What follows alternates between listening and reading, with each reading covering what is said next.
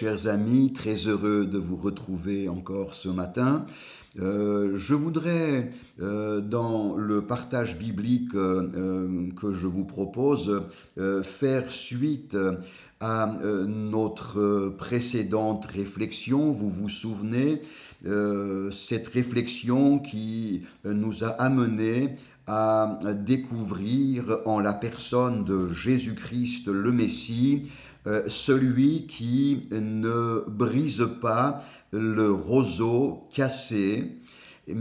C'était un geste très courant lorsque jadis le stylet, le roseau était abîmé, on le brisait, on le jetait, mais Jésus ne pratiquera jamais la politique du jetable lorsque nous sommes affectés, abîmés, comme un roseau fragile.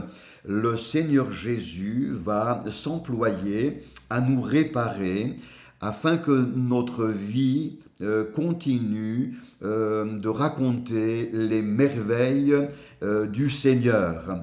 Et dans ce même texte, nous trouvons une seconde image à laquelle nous sommes tous comparés. Il ne brisera point le roseau cassé et il n'éteindra point la mèche qui brûle encore. Alors ces paroles sont reprises dans l'évangile de Matthieu, les appliquant directement au Seigneur Jésus.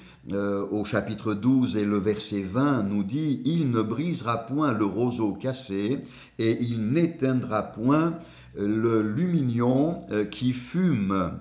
Voilà, donc cette seconde image, c'est l'image d'une lampe. À l'époque, c'était des lampes d'argile cuite, de petites poteries que l'on remplissait d'huile. On plongeait dans cette huile une mèche. Et à l'extrémité de la mèche, eh bien, on allumait sous l'effet de la combustion de l'huile, cette mèche était donc capable de produire une belle lumière pour éclairer ceux de la maison. Seulement ici, il y a un problème. La lampe est pleine d'huile, l'huile symbole du Saint-Esprit, l'huile est là. La mèche est plongée dans l'huile, image de notre vie chrétienne que nous voulons sans cesse plonger dans la présence de Dieu et dans l'onction du Saint-Esprit. Et il y a donc aussi le feu qui veut allumer la mèche. Le Seigneur veut nous enflammer, il veut nous embraser. Jusqu'ici, tout va bien.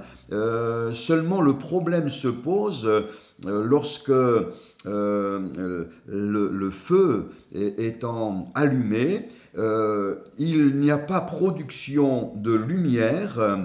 Ce n'est pas une flamme qui jaillit, mais il y a production de fumée.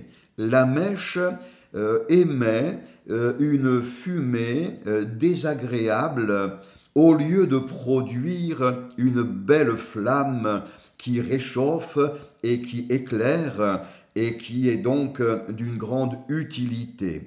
Et le problème ne provient pas de l'huile, ni de l'absence de feu, mais le problème touche à la qualité médiocre de la mèche.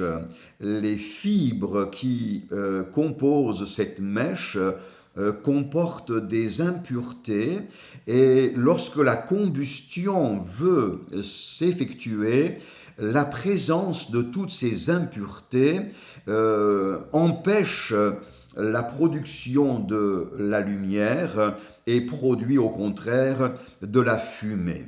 Et là aussi, lorsque une mèche était de mauvaise qualité, à l'époque, eh bien, on la jetait et on en prenait une autre de meilleure qualité. Mais Jésus ne jettera pas cette mèche, mais il s'emploiera à ôter les impuretés afin de donner à cette mèche une qualité excellente. Il y a certainement dans notre cheminement personnel bien souvent une accumulation d'éléments. Il y a en nous tellement de pensées qui ne sont pas des pensées de foi. Souvent, nos pensées sont des pensées négatives, des pensées de défaite, des pensées de jugement, des pensées imprégnées de complexes et de faible estime de soi. Il y a tant et tant de mauvaises pensées qui grouillent dans notre tête. Combien de fois Jésus a dû reprendre ses disciples en leur disant « Pourquoi avez-vous de telles pensées dans vos cœurs ?» Si je pense mal, forcément je vis mal. Et au lieu de dégager la lumière de l'espérance, de la foi triomphante, eh bien je vais plutôt dégager une fumée négative, morose, pessimiste et empreinte de découragement. Le Seigneur Jésus, qui répare le roseau cassé, travaillera aussi à purifier la mèche impure, à ôter nos impuretés. Je parlais du domaine de nos pensées, il y a aussi le domaine de nos souvenirs. Notre mémoire accumule tant et tant de choses négatives. Les souvenirs de nos échecs, les souvenirs de nos déceptions, les souvenirs de nos péchés également, les souvenirs de nos chutes. Il y a tant et tant de choses qui encombrent notre mémoire et empêchent ce rayonnement merveilleux qui doit caractériser notre vie spirituelle.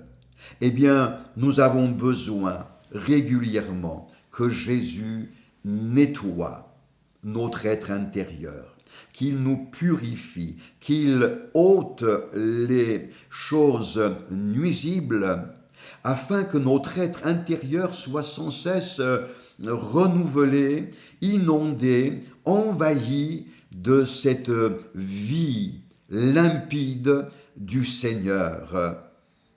Vous le savez, nos ordinateurs ont régulièrement besoin de nettoyage. Il y a tant et tant de bugs électroniques qui viennent compliquer le fonctionnement de nos ordinateurs, et il existe des logiciels pour nettoyer nos ordinateurs et ils retrouvent immédiatement leur performance. Laisse le Seigneur nettoyer tes pensées. Laisse le Seigneur, par sa parole, par sa présence, par l'action du Saint-Esprit, nettoyer tes souvenirs, nettoyer tes pensées, nettoyer tes modes de réflexion. Laisse-le en permanence purifier ton être intérieur et redeviens cette mèche qui va éclairer son entourage. Que le Seigneur te bénisse.